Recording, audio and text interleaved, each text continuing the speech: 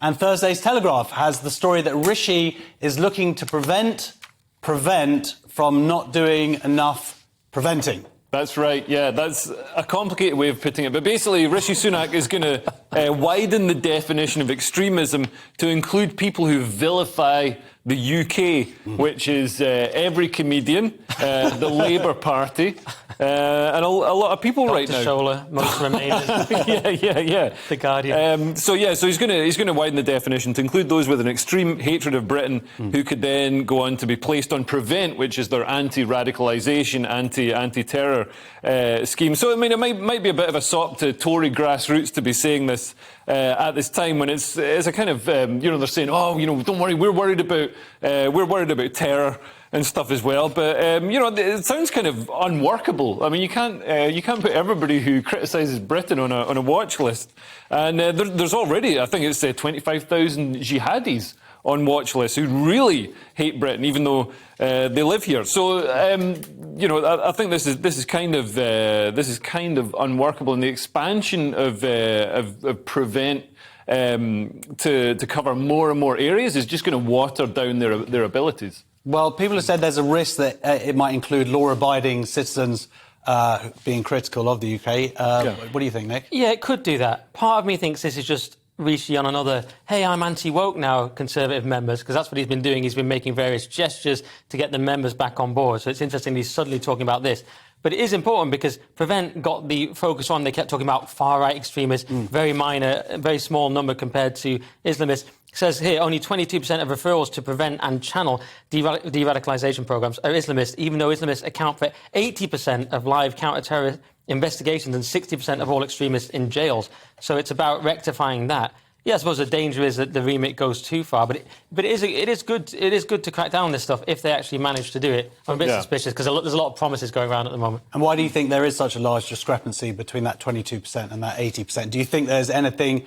Do you think it's because a lot of these recommendations or referrals come from teachers or other organisations, youth organisations, or not? Do you think that they might be afraid of being portrayed as racist? Yeah, I mean, I'm not an expert, so I better be careful. But I think one thing is, some people. I'm just trying to get you fired, Nick. I know some people may be reluctant to report it. Is one thing, to even. And then there's another thing is like you say. Then there's the fear which we've seen with Telford. So that could be a valid thing. But last I heard, there's about 20,000 Islamic terrorists on the watch list who were watching. So I just said it. The numbers. Yeah. Oh, sorry. That's where you heard it. Oh, I zoned out. I was thinking about myself again. But yeah, there you go. There you go. You guys messaging each other then. OK, The Guardian now has an investigation into UK children being ensnared by the far-right ecosystem.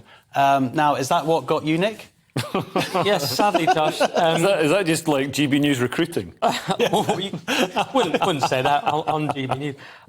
We're a very neutral platform. We have to be legal. So this is UK children being ensnared by far-right ecosystem. Now, when I saw that title, I thought, this is The Guardian, before I even saw that. And, of course, it was. So that puts you on edge immediately. I mean, look, this may be a serious problem, but the problem is The Guardian and people like that have overused far-right so much. When you hear it, you think they might just mean Jeff Norcott. Do you know what I mean? Like, we don't know if they actually mean it. But they say here, an insidious far-right ecosystem is targeting children in an attempt to radicalise them online. So, firstly, great that The Guardian suddenly care about grooming. I don't know when they started that. Weren't bothered about Telford. Still don't seem to be that bothered. Yeah. And they're talking about terrorism, which they didn't seem to care about that much when it was Manchester. Maybe they did. I don't know. I don't want to quote them on that.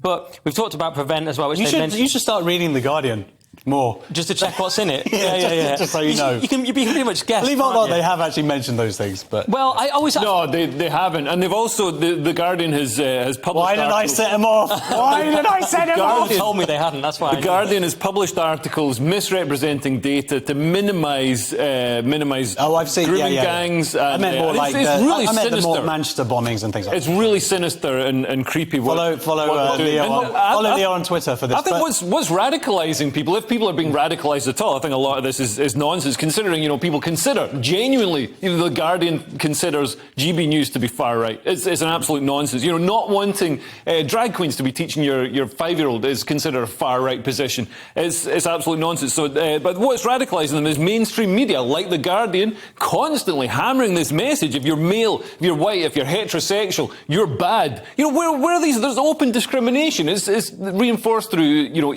equality, diversity, and inclusion.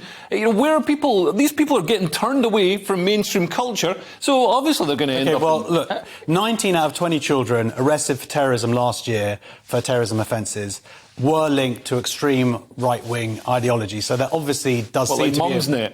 Look, there does seem to be a problem. Where's that stat come from? The Guardian? From that very... You should keep on reading The Guardian, mate. It's not, see, that's what I mean, though. Look, I'm not saying this doesn't happen or it's not a serious thing. Of course, if it is terrorism, then of course it's very serious. But I'm just saying I don't totally believe The Guardian because they've overused it so much. Yeah. The whole piece could be about dolphins, for all I know. But and they say that teachers have referred a lot of them. And so you go, OK, but we know teachers are incredibly left-wing. So it might just be... What's a pink-haired communist teacher is going to be some teenagers are watching an Alex Jones gay frogs meme and that counts as far right. You know? I don't know. It seems more like how it leads from one thing to the other. Like, it starts innocently, seemingly, like you listen to, like, a Nick Dixon podcast. The algorithm... Well, that's pretty far down the route. That's the end of the route, is it? You can be sued for that. And will be.